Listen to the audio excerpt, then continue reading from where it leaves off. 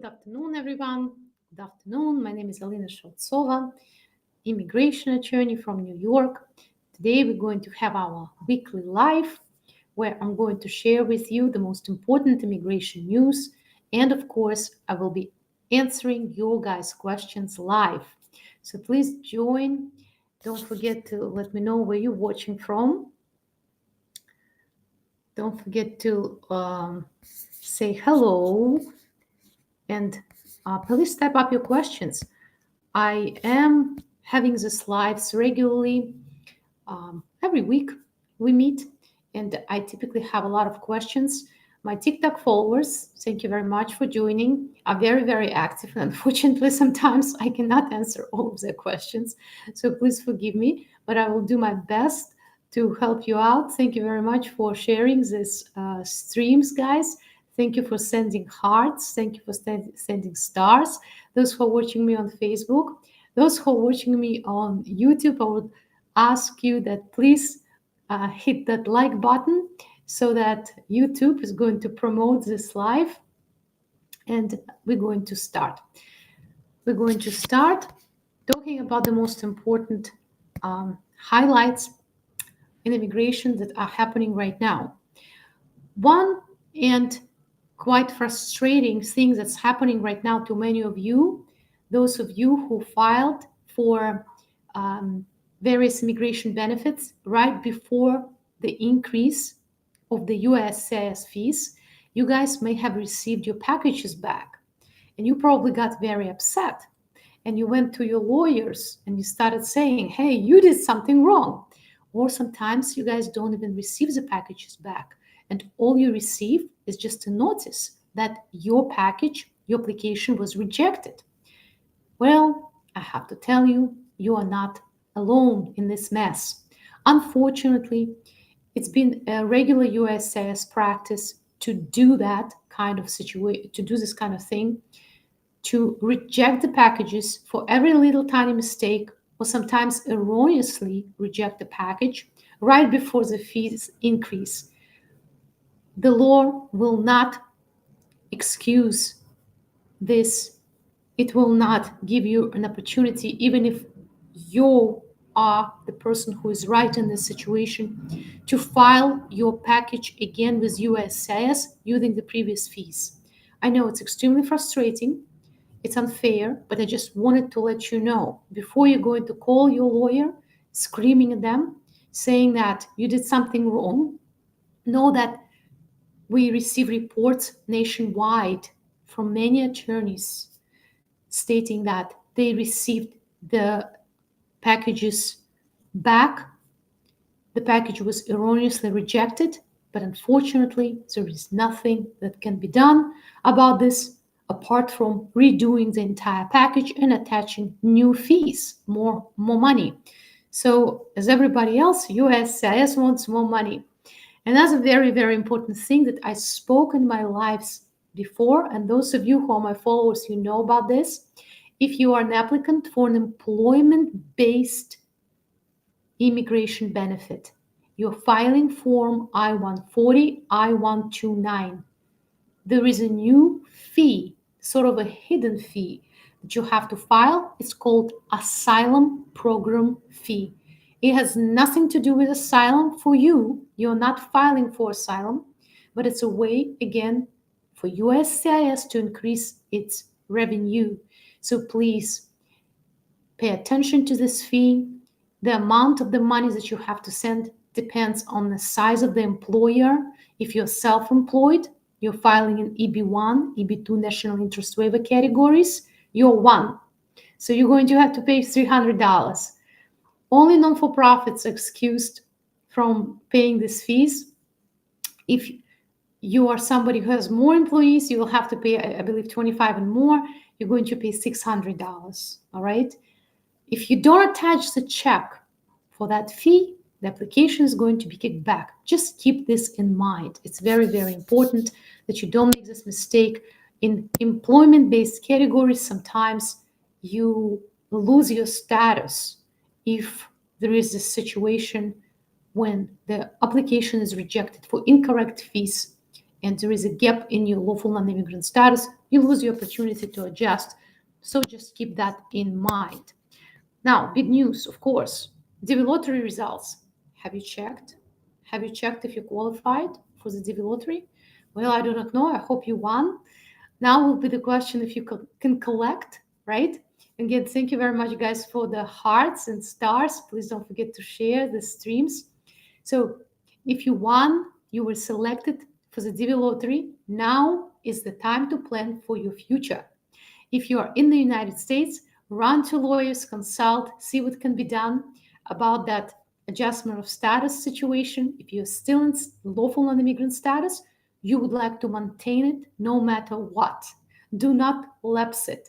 Do not engage in unauthorized employment. Try to file for change of status, extension of status before the deadline, so you can at least have pending status, giving you an opportunity to file for the adjustment of status based on DV lottery winning when you are in the United States. If you're overseas, of course, watch out for the numbers, right? If your numbers current, you know that, or when they become current, you know you have to act fast. Typical mistakes that I see with clients who won DV lottery. Number one, you for some reason decided that you can omit the child of yours that you have, biological child under 21, you did not put it during the DV lottery visa registration. But now you won DV lottery and you're like, hey, I would like to bring that child with me as well. Guess what? The whole family will be disqualified. If you did not put, when you initially filed for that DV lottery entry, your child who is not a US citizen under 21, you will be disqualified from the DV lottery. Remember that. Another mistake, you had criminal convictions in your home country. The criminal convictions were regarded as minor issues, but they are reflected in your criminal background check for your visa application for the purposes of the US visa application. You come in and you find out you need a waiver. Do not wait. If you had any criminal encounters in your home country, even if now your record is clean, consult with a US-based immigration attorney to make sure your delays in proving your innocence are not going to cause you a loss of that opportunity, DV lottery opportunity. Very important. So hopefully you won. Hopefully everything is going to go smoothly for you. Administration plans regarding parole in place. I had a little video on my YouTube channel. We discussed it last time, what it is, parole in place, right? Potentially it may happen, has not happened yet. But what happened? Restrictions at the border, proposal at least to restrict entries at the border for certain asylum seekers, usually. Those who present danger to national security, public safety, have criminal history in their background. And I guess those who cannot articulate well, what is it that they're afraid of? Asylum officers at the border will have power to push you back where you came from without an opportunity for you to see the judge. That's the proposal that the White House announced. That's what's going to happen. You need to understand that. You need to prepare very well. And I guess those who are waiting for their CBP-1 entry will have to also keep that in mind and potentially consult with lawyers prior to that CBP-1 appointment. Even though, guys, according to my information, now it takes 200 plus days to get that CBP-1 appointment. Those of you who know what I'm talking about heard me. Now, if you guys have your questions, I'll be happy to answer them. I would say these are the main highlights. If you heard anything interesting, I'll be happy to comment on that. Hi, Cassia. Hi, Svengen. Thank you very much. Hi, Dembele from Chicago. Yay. Hi, Kushal. Hello, ma'am. I hope you're doing well. I'm doing all right today. You know, yesterday I wasn't doing so well, but today I'm doing good. Thank you. I have a pending court case in immigration. Is it better to file adjustment of status in court or through USCIS, married to US citizen? It's a good question. Well, it depends on different issues. If there was no question of previous immigration fraud, for example, if you believe that the judge is going to give you individual hearing pretty soon and your I-130 is already approved, file with the court. I find it to be the most effective, fastest way to resolve the situation. 1 to 3, and you're done. Hi, Duke from Washington State. Hey. Hi, Peya. Any updates on I-45 backlog? Not really. I wouldn't say that there are specific updates related to I-485, which is adjustment of status application. For some applicants, the cases are moving pretty fast. Just today, we received an approval for a marriage-based case. No interview, guys. 1, 2, 3, everything was very fast.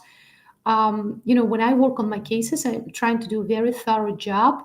And I actually felt that case could have been called for the interview because the couple just started residing together.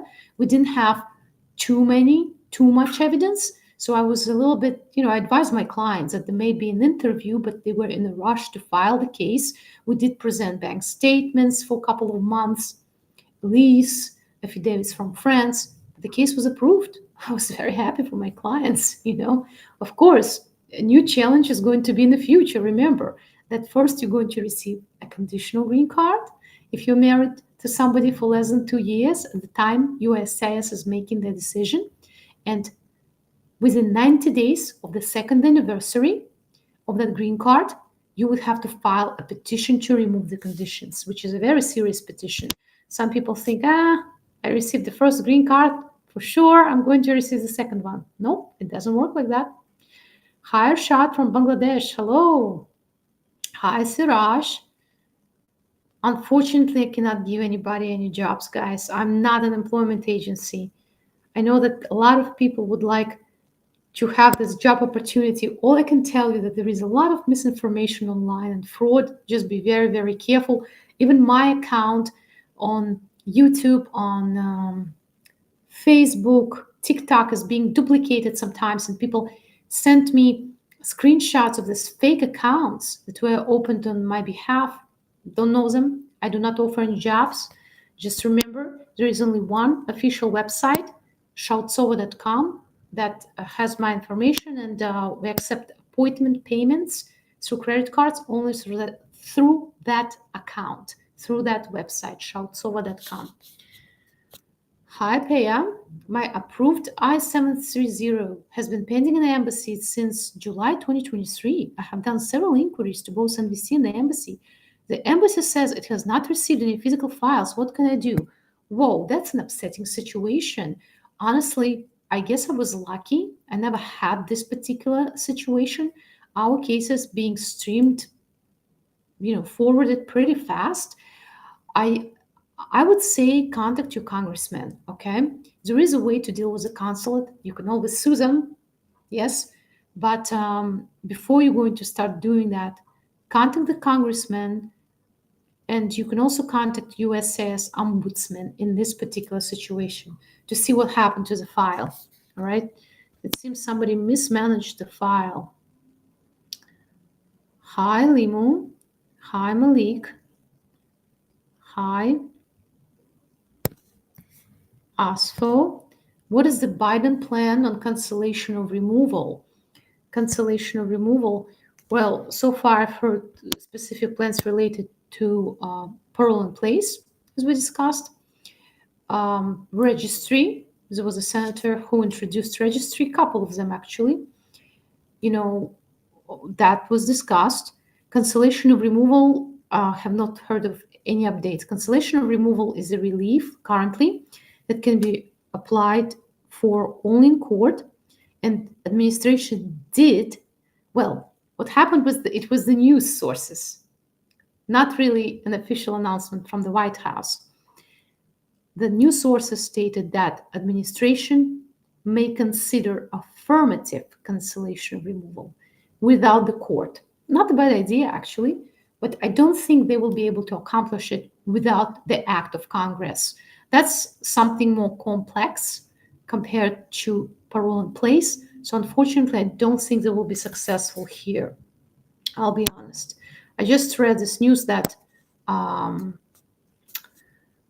you know, our Congress is divided on immigration. So right now, no hope of them coming together and making some sort of a good proposal. But you never know. Sometimes they just put themselves together and accomplish something. Look at this Foreign Aid Act that all of a sudden happened. Hi, Surafel. Hi, Alena. Any update on I-45 based on asylum? Again, no specific updates. I find that some cases are moving pretty well, and if your case got stuck for 2 years at least, then I would recommend bothering your congressman with that.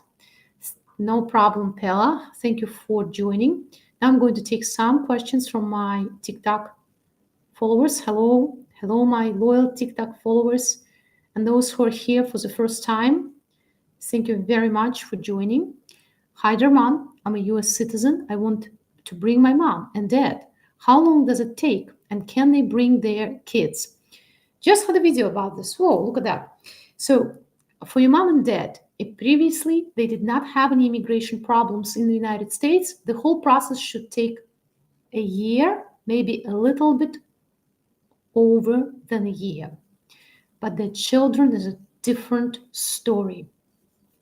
If they're minor children under 21, your parents first would have to submit for first would have to have a green cards. They would have to have permanent residence status. And once they have it, they have to submit I-130 form for them. But then I'm going to share with you a secret, how you can bring those children prior to 5-year mark.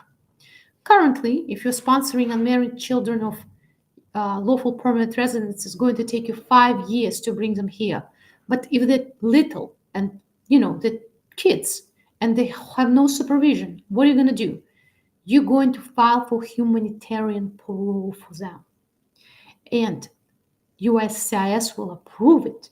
And those little kids are going to join their parents in the United States and going to live with their parents while I-130 petition filed by the parents is pending. Okay? Here, I saved you good money for the consultation, all right? This is your plan. Hi, Simran. I applied asylum after 1-year deadline now. My final hearing coming up. All right, so the first question that will be decided is whether or not you can even proceed with asylum application. It's going to depend on asylum deadline. If you can prove that you deserve for that asylum deadline to be restored. Very, very important. Hello, ma'am. I have been watching this video saying I-130 petition want to take longer time than before. It depends on what category your family members are or you are. It all depends, guys. You can look at the visibility. Some categories advanced for 6.5 months and some did not, meaning that the wait time is still very, very long. So it all depends on which category, but generally speaking, the longest time right now, as always, for siblings of US citizens, then go married children of US citizens. After that, we are dealing with, unfortunately, spouses and children of green card holders, 5 years about, very long time. So yes, I-130s do take a long time, but remember, there is a difference between adjudication of I-130, the time that USCIS takes to make a decision on I-130, and processing time according to visibility. Different table, different timeline. Adjudication, you can expedite. Visibility and deadlines, you cannot. That's the biggest difference. All right. Well, guys, thank you very much for watching. For those of you who joined me on YouTube and Facebook, I'm gonna answer one last question, but I will stick with my TikTok followers. So if you'd like to join me on TikTok, please do so. Do you get another court when you apply for asylum? When you apply for asylum, first, if you were never in court, you're going to have affirmative asylum interview, which currently, if you apply for asylum, may be given to you within 60 days of your application or within 6 to 10 years of your application. If after that asylum affirmative interview, the officer is not satisfied that you qualify for asylum, you will be referred to court. That's how it works. In court, you have several hearings usually, master hearing, which is a short hearing, and individual hearing. Individual hearing to conclusion is only one. It may be divided to several days, several attempts to conclude that hearing, but only one hearing may be adjourned. And if you lose it, you have opportunity to appeal the decision to the Board of Immigration Appeals and then file petition for review to federal court. That's the journey of an asylum seeker in the United States. Well, guys, thank you very much for watching. For those of you who watch me on Facebook and YouTube, and if you would like to have more questions answered, please hop on to my TikTok if you have TikTok, Real Immigration Lawyer NY. And I hope to see you soon, my Facebook and YouTube followers.